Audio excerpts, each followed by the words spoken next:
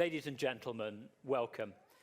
I'm Robert Guest, I'm the foreign editor of The Economist, and we're here to talk about one of the big issues in Europe. Who gets to live here, who gets to work here, and how does everyone get along with each other? I'm going to start by asking my distinguished panel each to introduce themselves very briefly, and then we're going to get stuck straight in.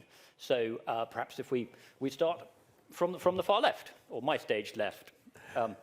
Yes, my name is August Hanning. I have a security background. I was head of the German Foreign Intelligence Service, and then afterwards Deputy Minister of the Interior in Germany, and at that time responsible for all the problems of what we are discussing now, refugees and all the other problems of internal security. And now I'm a lawyer and a consultant. I'm Parag Khanna. I'm the other half of the Berlin faction, though I don't sound like it. I'm a fellow at the Robert Bosch Academy in Berlin, and normally, though, based at the Lee Kuan Yew School in Singapore, and previously I've worked in American think tanks and in the US Defense Department. My name's Elizabeth Collett. I'm the director of the Migration Policy Institute Europe, which is a Brussels-based independent think tank dedicated to the study of migration. So in that regard, I'm a one-trick pony, and most of the last few years has been spent dealing with the immediate effects of the changes in migration flow we saw in Europe over the last 2 or 3 years, and now looking at what that means in the longer term. I'm Syed Kamal. I'm one of the members of the European Parliament for London, and in the European Parliament, I lead the European Conservatives and Reformists Group, which is the third largest of the 8 political pan-European political groups. Most of my work is in Parliament is mostly about trade issues and also financial regulation. And in London, I do a lot of work on community-led solutions to tackling poverty. And I'm Paul Collier. I'm an economist at Oxford. And my last 2 books, this year, Refuge was about the global refugee problem. Before that, Exodus was about the effects of international migration, both on host countries and on countries of origin. Excellent. Well, let's start with you, Paul. There's one can divide migrants into 2 types: the ones who leave home voluntarily, and the ones who leave home involuntarily. And we've had a lot of both sorts in Europe. Thinking from a European perspective, which of those groups should we be more concerned about at the moment? Well, as David Miliband, you weren't here to hear David Miliband at lunchtime, but what he outlined was both his book, which has just come out, and my book, which came out 6 months before. What he said was, refugees are not migrants. It's very important, right? Refugees are not migrants. They are, by definition, the people who chose to stay in their homes, to stay in their home country, and parts of that home country have become unsafe, hopefully temporarily, and so they're displaced. So David very properly started from 65 million people displaced from their homes, of which 20 million stagger over the nearest border, and they're nearly all in the regional havens. Only a tiny proportion come to Europe. Everything that Europe touches, it turns into something about Europe. Yes. It's nothing. I don't think we're the only continent that sees the world that way, but yeah, Europe is a complete sideshow, and European refugee policy, taking refugees, is a complete sideshow. What we failed to do with refugees was actually help the refugees in the haven countries when the crisis in Syria began.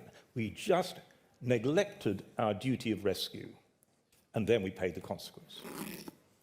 Then we lurched from the heartless head to the headless heart, with nothing in between. Then we lurched back to the heartless head, of course. Can I bring in Syed here? And yet, so refugee policy, as Professor Collier says, is, Europe is marginal to the world of refugees, yet refugees are not marginal to European politics. They've driven a great deal of the election rhetoric in a number of countries, including ones that have hardly taken any refugees at all, like Poland. How would you summarise the effect that the refugee crisis has had on European politics? Well, I think one of the big problems when you look at, say, Merkel's, what is seen as Merkel's invitation for people to come into Germany was that a mistake was made right at the beginning, that there was no clear distinction made between people who were genuinely seeking asylum and seeking refuge and leaving dangerous homes, and those who wanted to come to better their lives, understandably coming for a better life as economic migrants. And it all got rather confused. And actually, had we tackled that straight away in terms of processing wherever we process, whether nearer to their homes or once they cross the sea, then actually I think there would have been more trust in the system. And I think what's happened by merging asylum and immigration, and in fact, it's very interesting in Brussels, if I talk about illegal immigrants, people say you can't say that. You can't say illegal, you have to call them irregular immigrants or irregular migrants because they're not actually committing a crime. That means that the sanction of which is to go to jail. But put that aside, the whole issue is that people have lost trust. And what happens when you merge everything is that immigration and asylum become black and white. We've either got too many people or actually it doesn't really matter, we need these people. Rather than the shades of grey in between, asking what do we need, both in terms of migrants in our country, and what skills do we need to fill that can't be filled by the indigenous population. And secondly, what do we do to help those people genuinely facing danger in their home country? And that's all got lost in the European debate. Elizabeth, do you think that the debate in Europe has been honest on this topic? And where do you think it's been better and worse? Or is it pretty much the same everywhere? I mean, there are certainly places where the debate has been worse. I mean, we've heard language I don't think we've heard in Europe for quite some time becoming mainstream in certain countries, particularly in Central Europe. I think the debate got mischaracterized very early on, the sense of crisis, the idea that it's a European crisis, and whether that is really the central point. It became very quickly an existential crisis for the European Union's ability to solve problems, that was centered around the idea that borders are either open or they're closed. And we quickly fixated on that as being, are we letting people through the Western Balkans? Are we stopping people from the Western Balkans coming from Greece to the rest of Europe? Talking about that as the core issue that was defining the European Union. Anyone who works on immigration policy or anyone who works in security policy, regardless of what area you work in, understands that borders are never open or closed. They are managed. And you make decisions, you identify people, you register, you decide whether someone has a claim for asylum, for example, or not. You decide whether someone has a legitimate means of entry or not. And as a caveat, we should always bear in mind that the vast majority of people arriving in Europe at any given moment have a legitimate means of entry. When we talk about irregular arrivals, that still is a very small proportion of the total. And we have forgotten that within Europe, that our borders do tend to be managed. It created a polarization in the debate where a large number of people who usually sat in the middle were forced to choose whether they wanted to be humanitarians and talk about open borders or authoritarians and talk about closed borders. It really pushed that polarization. And speaking as a think tank that likes to sit in the middle, we find ourselves in quite a lonely place by saying, well, both of these things can be true. You can be humanitarian while enforcing rules. We've lost that part of the debate in many levels, at European level, national level, and I think we have to regain that nuance back into debate. It's difficult when it's so politicized, and it's difficult when it's being utilized by so many populist and other parties to achieve alternative goals that may be anti-European, they may be anti-immigrant. So I think one of the things we have to do is step back and regain that perspective. In terms of the more positive things, I do think we have had a more positive conversation on integration in some countries across the EU, particularly Germany, a country that decided early, these people are here, let's work on integration and let's invest in that and not worry about whether we should or shouldn't, just let's dive in. And communities around Germany and elsewhere have been very positively innovating in that regard. So there are good spots to this, but we have become beholden to our own mischaracterizations. But it's become a sort of monumental topic in a way that it wasn't sort of 15 years ago, and it's driven elections. You know, it's driven Britain to make a sort of, you know, gigantic reversal of the constitutional arrangements of the past generation or so in a way that will lead us, gosh knows where. It's led to Angela Merkel not losing power, but losing a lot of power in Germany.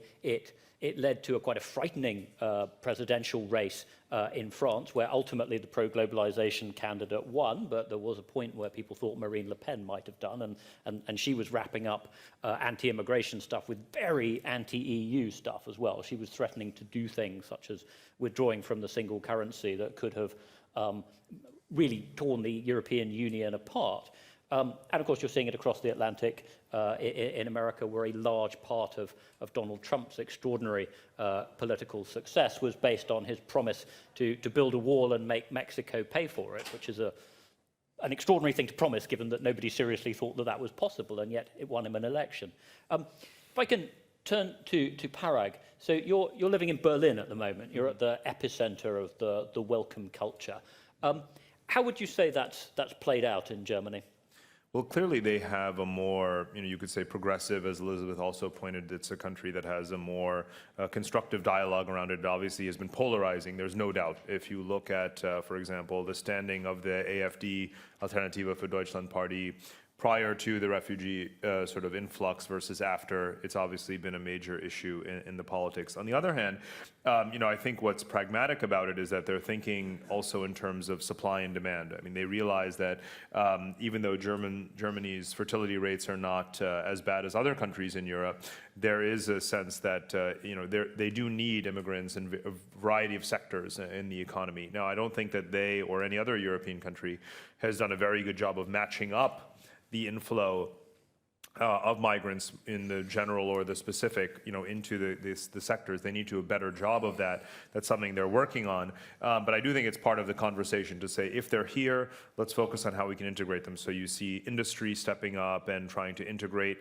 immigrants based on the skills that they have into certain jobs. You see that actually a lot of jobs have now been created in the social sector in terms of assimilation. You can, on a personal level, when you're walking around, you actually see this yearning amongst new arrivals to learn German, and I think anyone who's studied immigration policy knows very well, especially in the European context, that language is absolutely critical. So the earlier you can really work on linguistic assimilation, the Dutch, for example, have had a good constructive or progressive policy around this for a long time, the more likely you are to have a better integrated set of people. So I think that also universities, academic institutions are getting involved in Germany and figuring out how they can utilize new migrants. So I think that all European countries do have to think about this from the point of view of who is it that they need. This is something that Syed was also saying.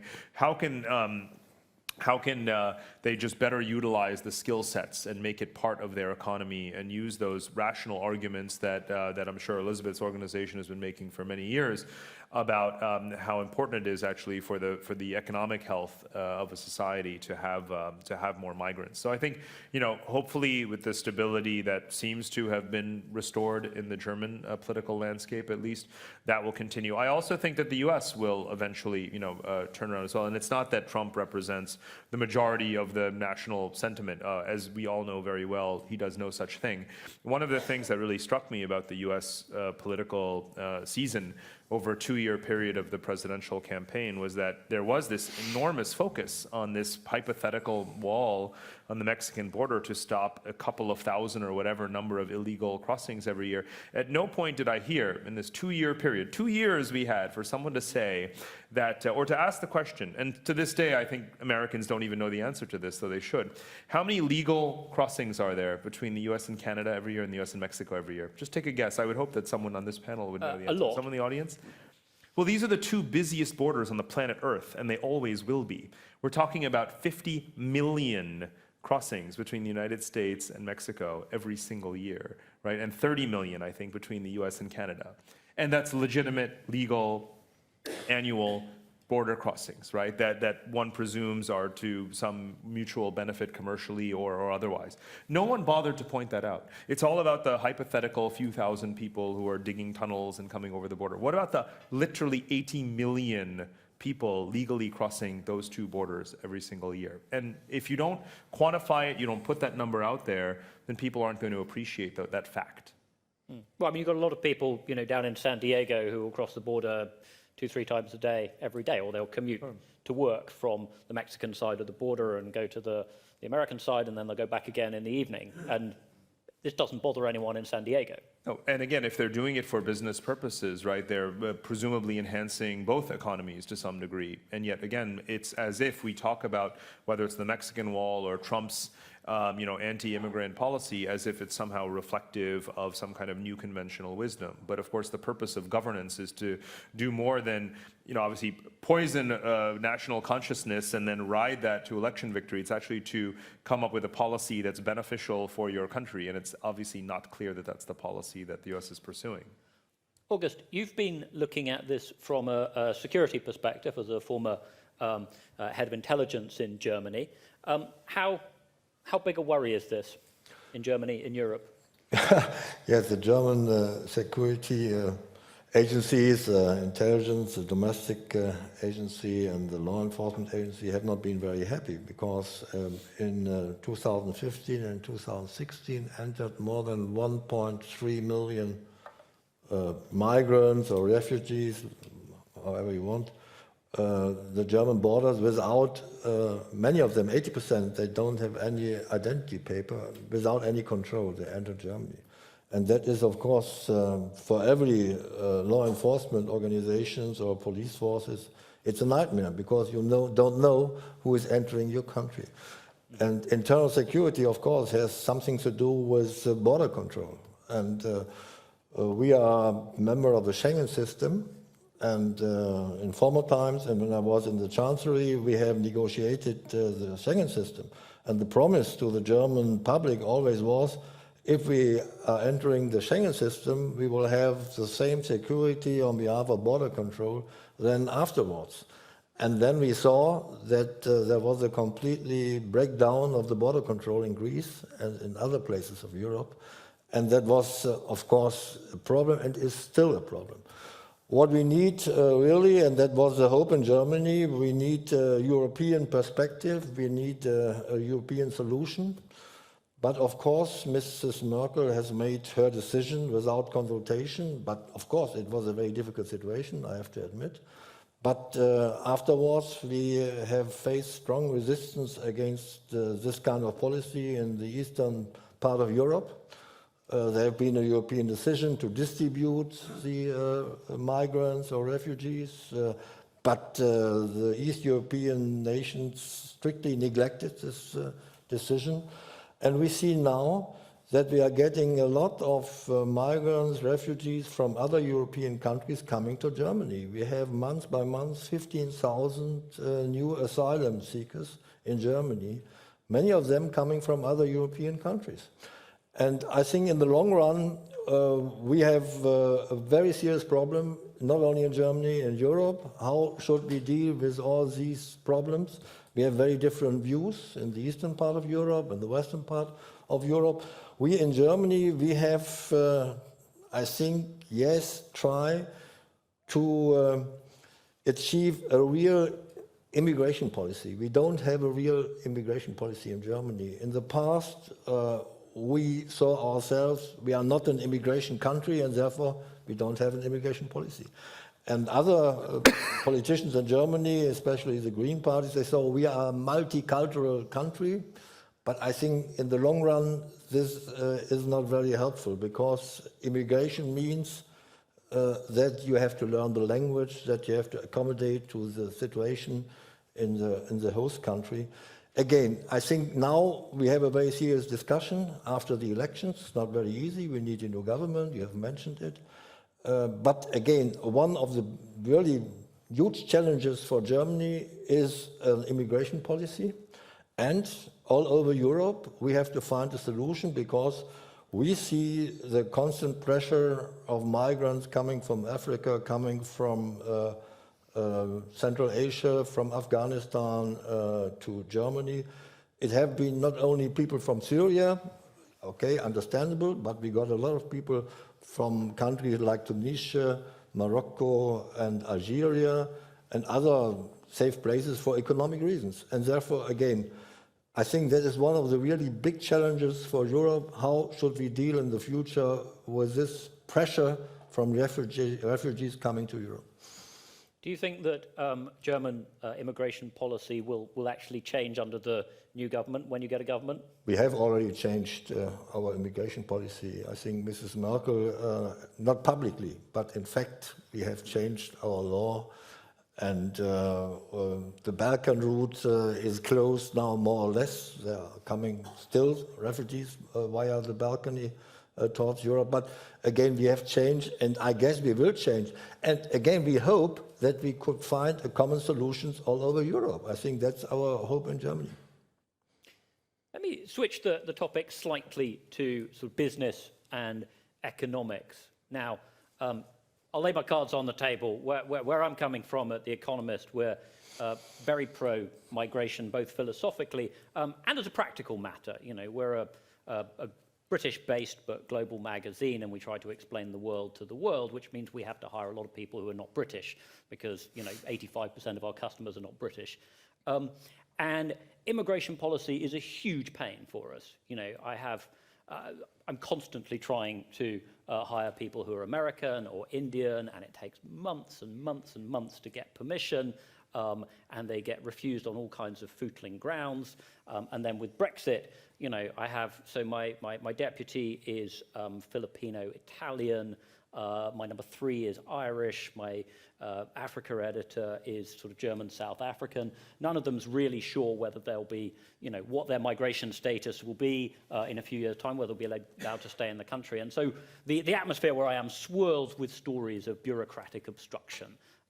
One colleague was describing how his wife was applying for British citizenship, and she's someone who's a doctor who works in the NHS. She used to do psychological consultancy for people who are traumatized by combat. And a lot of the time, her job consisted of trying to get veterans of the wars in Iraq and Afghanistan into a place where they didn't want to kill themselves. So quite a useful job. And she was told that she had violated her immigration status in the country because she had changed her job. And she said, well, I didn't change my job. I've been doing the same job for 15 years. But what had happened was that the unit within the NHS that she was working for had changed its name. So while she continued to do the same incredibly useful job, the immigration people decided that she was a cheat and a violator and so on. And this is the kind of stuff that people deal with. It takes time, it takes money, it slows down, every globally facing business in the country.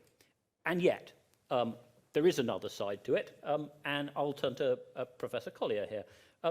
Who do you think is winning and losing economically from what's happening with Brexit? Yeah, Robert, you did sound, when you were talking about how much the Economist benefited from immigration, what came into my mind was, you remember the old General Motors comment, what's good for General Motors is good for the USA. Yes, I didn't say that about The Economist, and I wouldn't dream of saying it, but as an illustration. It's how, there's clearly a divergence between the business interest and the interest of the people in the society. You've got to face that, right? And the government has a duty to run the country in the interest of the people here, right? I mean, you talk about ethics, for the Economist philosophy, let me give you 3 philosophies, and you tell me which you want, right? Okay. So one is the libertarian philosophy, which says people should be free to do whatever they want, regardless of the consequences for others, right? You want that one? Yeah, libertarians. Actually, that's not libertarian. Libertarians wouldn't say regardless of the consequences. As long as it didn't impinge on the liberty of others. Okay, but you wouldn't as long as it doesn't cause direct provable harm to other people. Control borders, basically. A libertarian would say any control on borders is interference with personal liberty. Or you could do a utilitarian thing. Mm-hmm. The paternalistic state, run by the Platonic guardians, has a duty to maximize global utility, irrespective of what the people in the country think, right? Mm-hmm. Or you could take a communitarian view of ethics and say, actually, what is a society? It's a system of reciprocal obligations that people painfully build, and the government is both the expression of that reciprocal obligations and a duty to run in their interests, right? I'm number 3.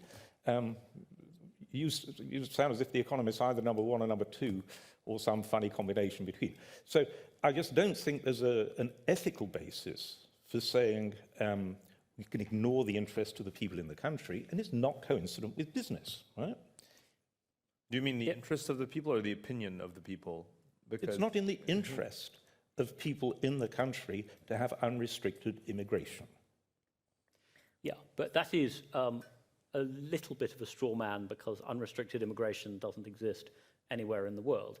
And you so you're could in favour of restricted immigration? The way I would answer that is, ultimately, the world would be a better place if we could get to a stage where immigration was completely unrestricted. As a pragmatic matter at the moment, that's not going to happen and would probably cause a bunch of wars, which would be obviously very bad. It is, however, the case that, certainly within the European Union, there is no reason why you can't have unrestricted movement between EU members. They're all roughly the same level of development, give or take a factor of 2 or 3. IMF study showing that the migration of people from Eastern Europe into, I guess, Germany has actually retarded development in Eastern Europe, right? It's been good for the migrants, but it's been bad for the people left behind who've chosen to stay behind in Eastern Europe. Now, it's been good for Germany, it's been good for the migrants, it's been bad for the people left behind, right? We ought to factor that in. Right? But I'd be curious to know the basis of that argument. If you think about the incorporation of new European countries into the European Union, you had so much industry move from Germany to places like Poland. How could those people be worse off today? That was integrating into trade and investment, not opening borders for people, right? There's a difference. Globalization isn't one big package, it's several different components. And economics doesn't even use the term globalization, right? The movement of factors of production, labor and capital, has very, very different normative implications from trade. Trade, comparative advantage. Labor and capital, absolute advantage. Trade must be mutually beneficial for both societies. Movements of factors, no reason to think they're mutually beneficial. There's there's a couple of interesting divides here. One is how much weight you apply to the interests of people and places. And I think we all agree that the migrants benefit enormously from moving, otherwise they wouldn't uproot themselves from the places they're moving to. And we mean migrants, not refugees here. And the benefits of that appear to be so staggeringly large, if you're moving certainly from a poor country to a rich country, that it is presumably possible that you could come to some political arrangement where, instead of saying, we don't want this to happen because we don't like it, we'd say there is, okay, now the one back of the envelope calculation I'm going to quote is that you could double global GDP if everyone had free movement, which is obviously a very long run prediction. But if you've got that kind of money on the table, right, are you going to leave that on the table, or are you going to come to some kind of arrangement whereby you say, well, actually, yeah, we'll allow a certain amount of migration and we'll take some of the benefits from that? I think the challenge is that how do you get to an immigration system in which the majority of people trust?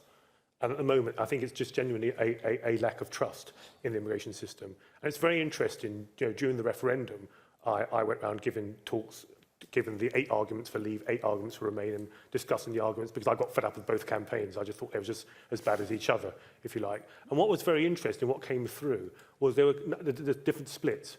One split was Londoners on the whole and other metropolitan areas quite relaxed about freedom of movement from the EU, cheaper nannies, wider talent pool from Europe. But actually, outside London, you go to the one factory towns, and you met people there who had not seen an increase in their living standards for the last 10 years.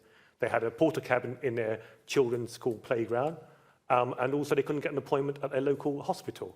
Now, that was a complete difference. So when you talk about people and businesses, the people in those places felt left behind. Now, how do you challenge that? Now, I always argue for a fair immigration system, But how do you achieve a fair immigration system? There are three ways. I don't think anyone's against a fair Well, immigration system. They just don't agree on what that means. Actually, well, exactly. Well, how do you define it? So, you either let no one in, that would be fair, but none of us would say that. You either let everyone in, but what you find when you almost have an open door policy, we almost had an open door policy in the early Blair years. And actually, one of the Blair's advisors actually said, we had an open door because we wanted to rub the right's nose in multiculturalism. What you find is that left of centre voters cross that very thin line between socialism and national socialism and end up voting for national socialist parties. So you found a lot of Labour voters in this country voting BNP in the north of this country. You find communist voters and socialist voters voting for the Front National in France. And therefore, actually, now, if you're a white liberal, you go, great, I can go and protest against these nasty people. But actually, if you're Jewish or you've got dark skin, you are terrified to live in a country where there is a rise of those national socialist parties. So the third option is to have a system where you treat everyone outside your country equally, whether they're from India or Italy, Austria, Australia, Croatia, or Caribbean. And in the EU, we did not have that system. The UK in the EU did not have a fair immigration system. You were given priority to people from other EU countries, most of whom happened to be white, and you were putting up barriers and controls against people from outside the EU, most of whom happened to have dark skin. So effectively, within the EU, we had a racist immigration system. Now, my hope is once we leave, we can treat everyone equally outside the UK, whether they are from the EU or from outside the EU. Now, by definition, because we're next door to the EU, I suspect we'll still get most of our migrants from the EU, but at least that will be a fairer system. Well, you're saying let's treat everyone equally. What you're actually saying is let's draw the borders in a different place. Let's define the boundaries within which we treat everyone outside them equally differently. And you're saying rather than doing that as the EU, you want to do it as Britain. Logically, you could do it as London or Scotland or Northern Ireland. If Slightly differently. I'm saying, I think to order to get trust in the immigration system, people have to feel there's some sort of control. And at the moment, they feel that there is control to people outside the EU, but no control to people inside the EU. And therefore, in order to get a fair system, you've got to show that, you let people in, you work out where the skills gaps are, you work out, how can you get the long-term unemployed back to work. But even if you can't get all of those back to work, you clearly need migrants in this country. But let's stop giving priority to white Europeans over non-white, non-Europeans. So you mean stop? No, treat everyone equally. Have a control system, we let people in. Elizabeth, would you like to jump in here?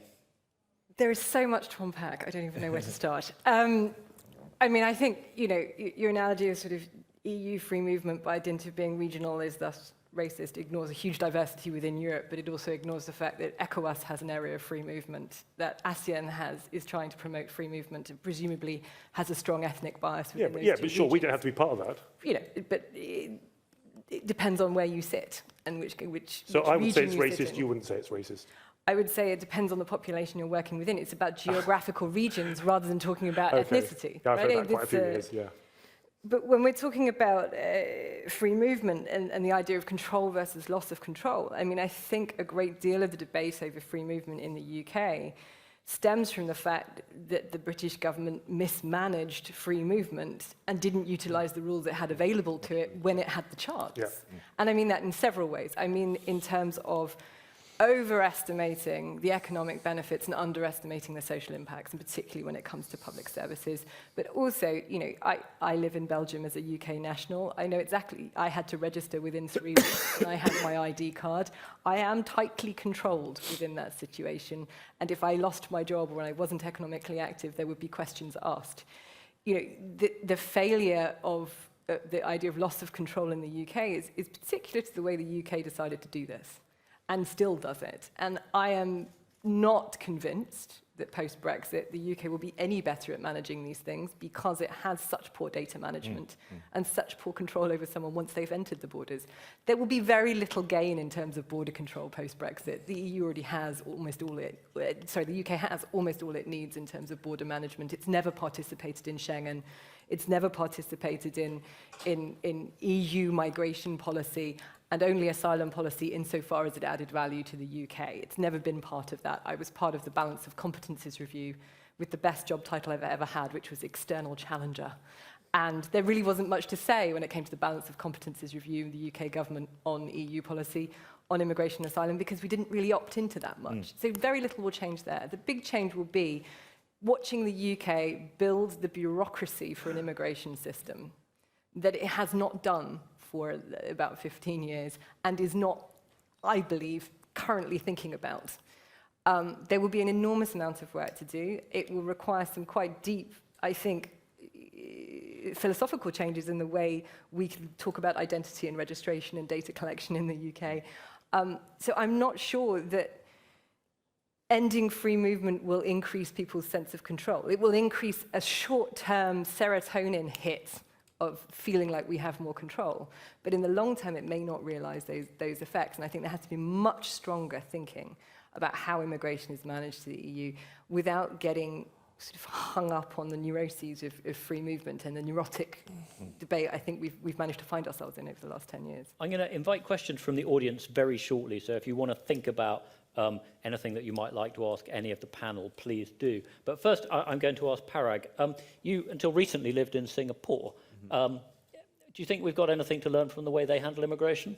Well, there's a very clear tiered structure, right? It's very transparent, whether it's permanent residency, employment passes, and so forth. And so I think everyone knows where they belong in the system. And other countries have tried to look at models like that, places that are receiving lots of new immigrants, like the United Arab Emirates, for example, which is reaching, 10 million people or so over a very short period of time. But they haven't been nearly as clear in that structure. There's still a bit of arbitrariness, whereas in Singapore it is quite clear. Now they did have a backlash. They went through this in their 2011 election or 2012, a couple of years before I moved there. But there was a clear sense that because the population had grown by 1 million, so from 4 million to 5 million, over less than a decade, mostly mainland Chinese and Indian, that infrastructure was under stress and so forth. And so, in fact, this was the time when the Labour Party won, a whopping 7 or 8 seats, in the parliament there.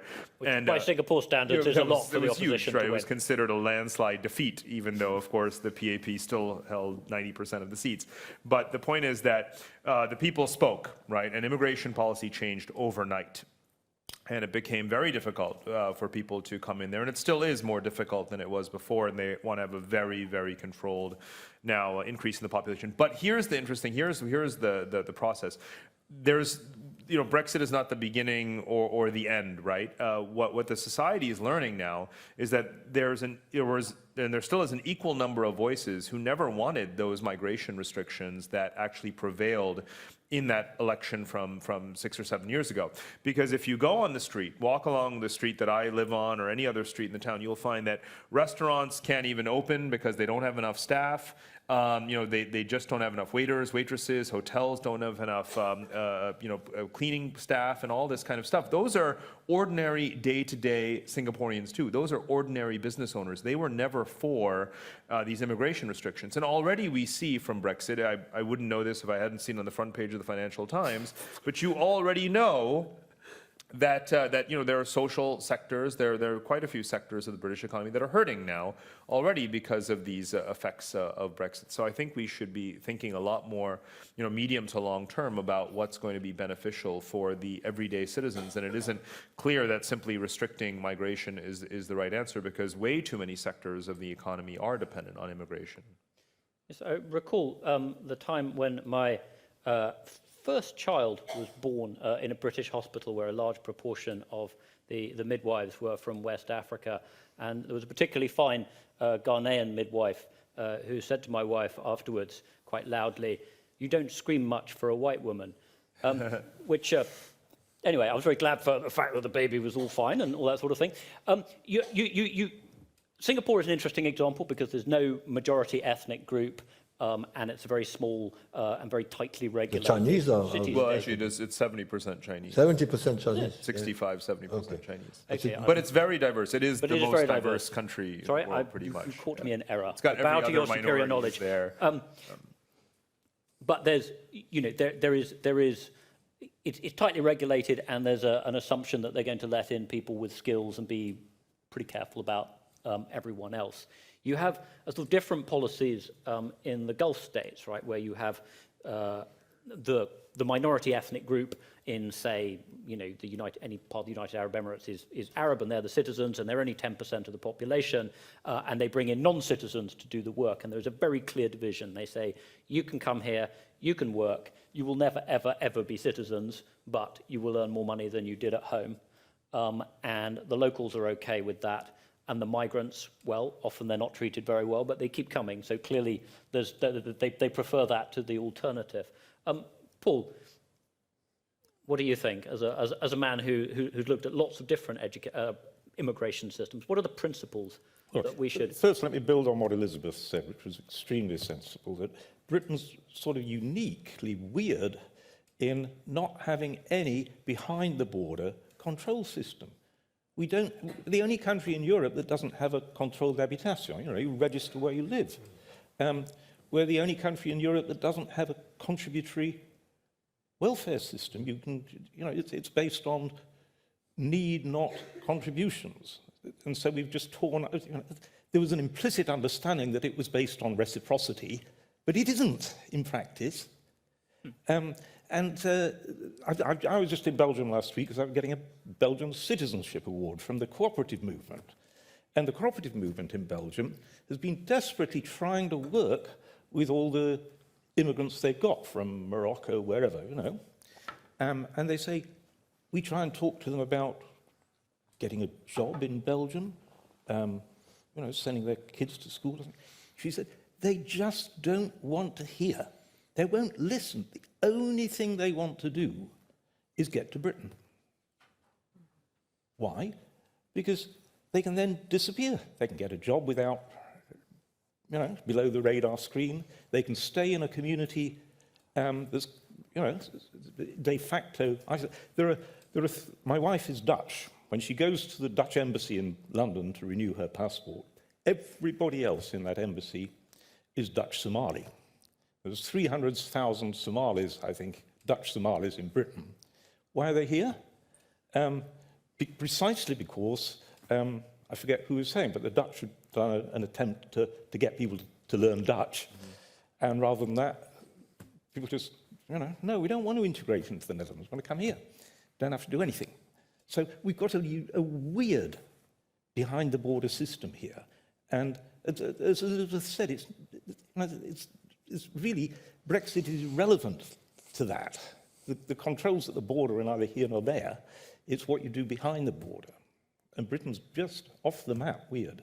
It's interesting. My father came to Britain in the 50s when there was clearly a need, and Britain was going out to its former colonies asking for workers to come here. He came here, worked on the railways, then as a bus driver. But he always used to say to me that the greatest thing about Britain is how tolerant it is. Probably the most tolerant, I would argue, one of the most tolerant countries in the world, certainly the most tolerant country in the EU. When I talk to taxi drivers in other cities in the EU, when I tell them I'm from London, they go, you're incredibly lucky. I have a cousin or a friend there, I want to come there. So I think it's two reasons. One is the lack of control, which I agree with. But secondly is actually we are just seen as more tolerant. We have 300 languages in London. And I speak to drivers in Brussels, I speak to North Africa, I speak French and Arabic, I speak to drivers in Strasbourg, most of them have to be North African, I speak to drivers in cities in Germany I go to. And they say, you're really lucky. London is far more tolerant than any city in my country. So, but also, my father used to say to me that the worst thing about Britain is that we are too tolerant. And, and the interesting thing, I think I agree with both, previous panelists who said, we never really had this requirement to learn English for a start. And now we've got the citizenship test. And now the real, I think, challenge for those who are more libertarian-minded is that when governments have tried to bring in ID cards, they have had to back down because their party members or the voters have made it quite clear they don't want this control. But at the same time, the public are also complaining about lack of control. The public complain about lack of control, but they also have a sort of inherent dislike of the idea that a policeman might come up to you and ask to see your papers when you're walking down the street, which happens in many other countries. Yeah. Would anyone in the audience like to raise a hand and ask a question? Otherwise, we're very happy to carry on talking. But would anything... Yes, sir. If you can... There's a microphone heading up behind you. If you can introduce yourself and then ask a question, that'd be great, please. Hello, good afternoon, Arnold Tamaral. What I've missed in this discussion is a reflection on the causes of migration, both in terms of the causes for refugees and for the causes of economic migration. And if we look at Europe as the largest group of countries that have an open and free society, and we've chosen that this is the way we want to live in, any threat to that will cause instability, and migration and refugees cause a lot of instability in Europe. So what I've missed in the discussion is what are the reasons and who has an interest in creating instability, and where will this lead? Can we think from the end, what is the end of this migration discussion? Because we would want to be open for all of Africa to migrate to Europe and to Germany. And how can this economic disadvantage be addressed? Do all the refugees and migrants want to permanently leave their homes? And how can their home countries be made more stable politically and economically? We have a Syrian refugee crisis that came due to the war in Syria. It's a migration wave or a migration weapon, and we have economic migration from Africa that will not just stop with our discussions and with closed borders.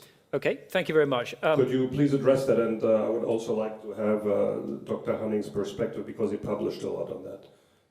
Okay, well, should we start with Dr. Hanning?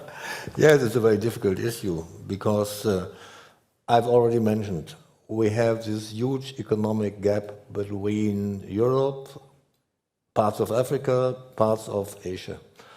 And hundreds of millions of people are dreaming to have a standard of living like we are enjoying here in Europe. And we have to manage these problems, these expectations.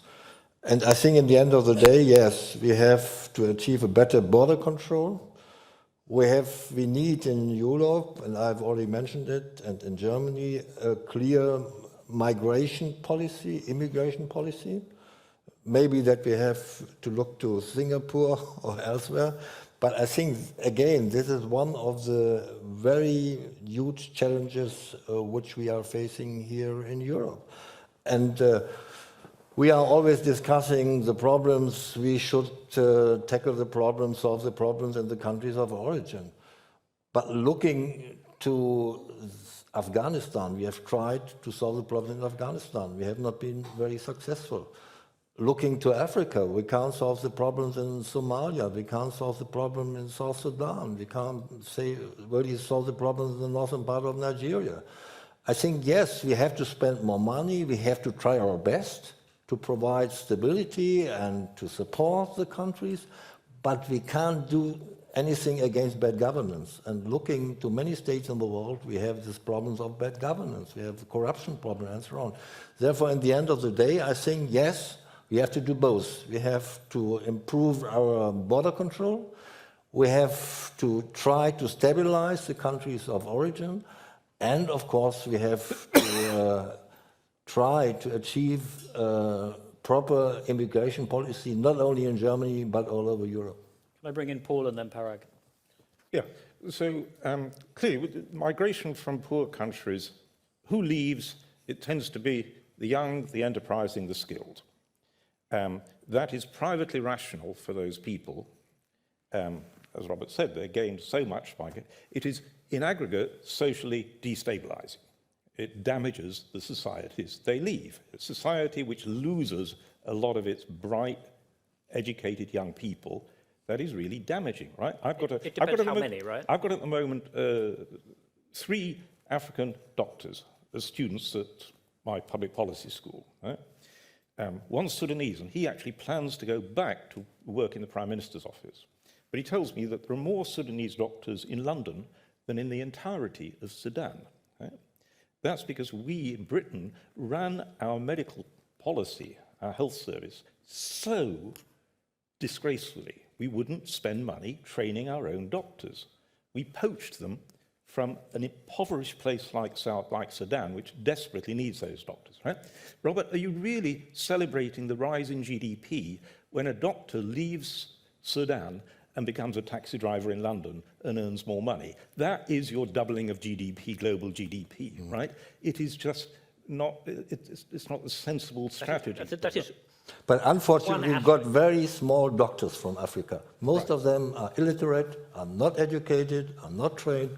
That is the problem for our social system, Now, to be very frank. Okay, what we can do, and I've been very proud that the last year I've been working very closely with the German government. The German government was president of G20, so I was brought in by the German Ministry of Finance to help design their Africa initiative, which became the Compact with Africa, and that is trying to do what Europe and the rest of the developed world really, really should be doing, can be doing, to help Africa, which is bring our firms to Africa.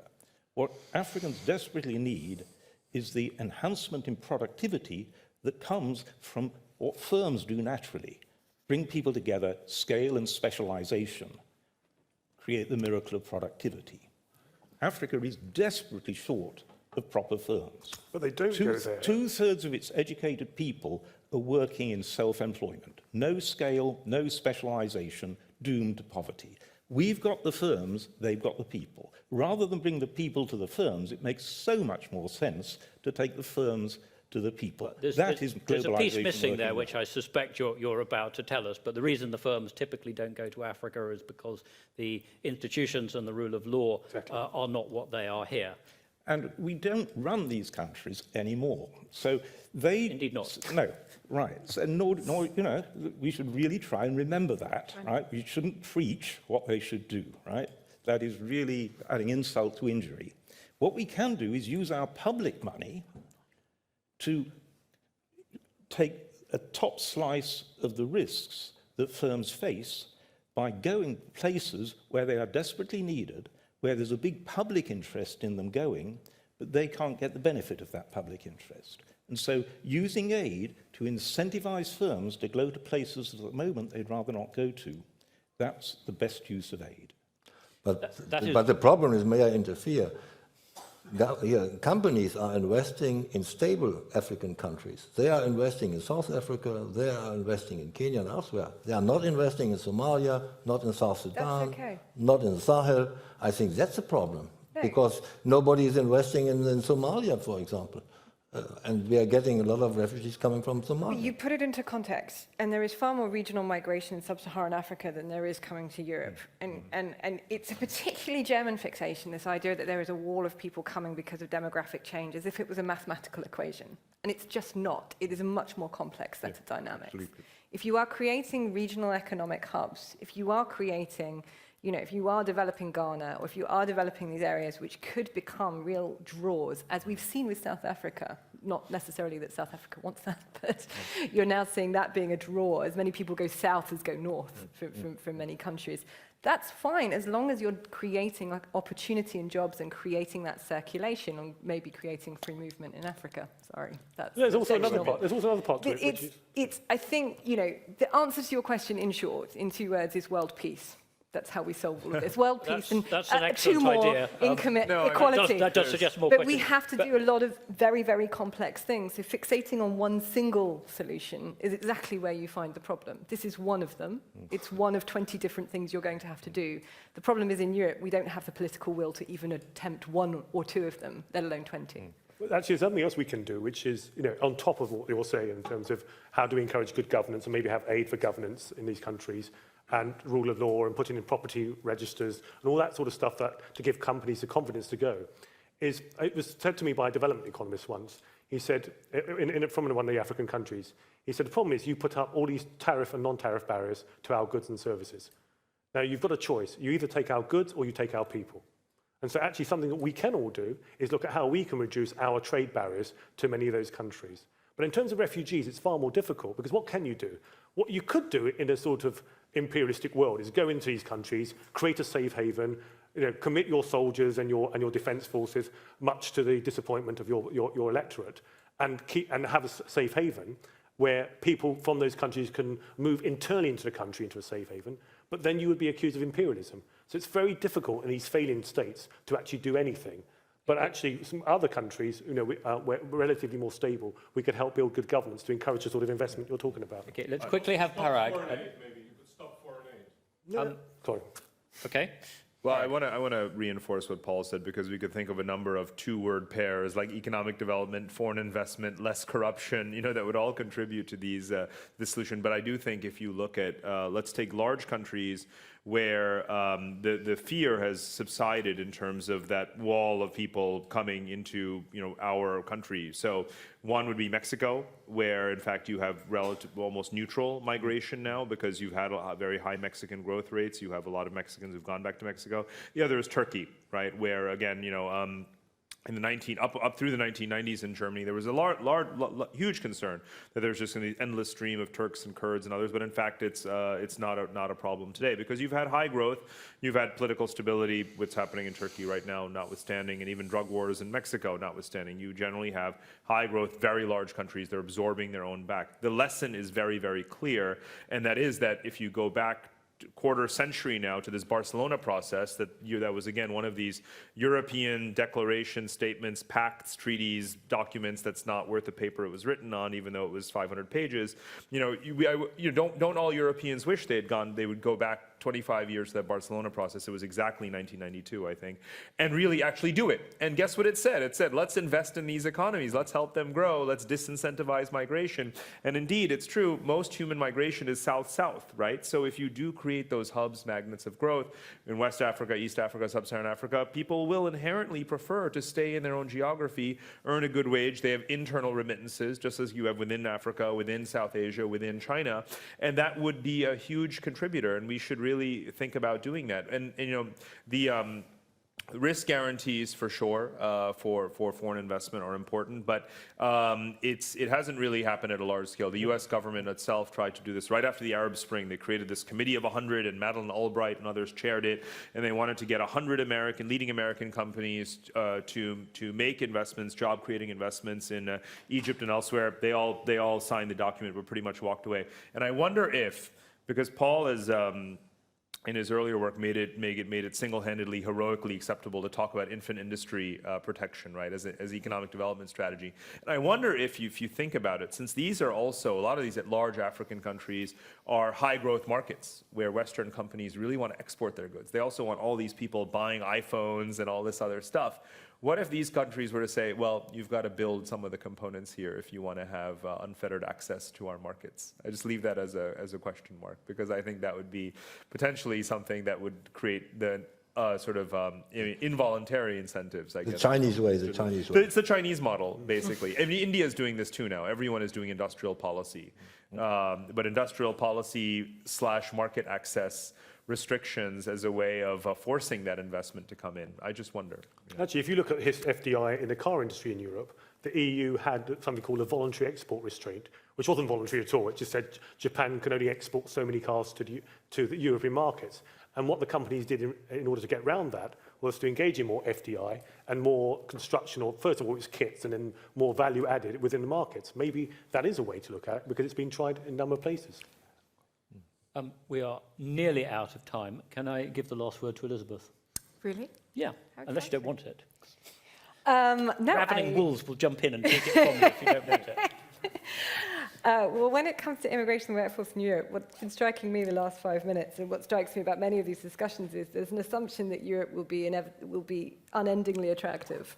We're changing quite fast as Europeans, demographically, in terms of our own economies. The UK is about to have an experiment in what happens to your attractiveness when you make a drastic change. We'll be far more attractive to the whole world, not just white Europeans. I desperately hope so. Yeah. But what do we fully comprehend changing natures of regions and interregional relations? And we are perhaps a little short-sighted in making assumptions about European dominance over the next 20 years, and perhaps making assumptions about future migration flows in that context. So sometimes Europe is guilty of hubris, and I wonder what a less hubristic approach to future dynamics of migration might look like. Well, you can project out you can have population projections that go out for sort of 50, even if you're being fanciful, 100 years, but it's extremely difficult to predict what the world's going to look like then. Excellent. I'm afraid we have run out of time, so it behoves me to thank our distinguished panelists, Elizabeth Collett, Paul Collier, August Hanning, Syed Kamal, and Parag Khanna. Thank you all very much for coming and listening to the debate, and I hope you enjoy the rest of your day. Thank you very much indeed.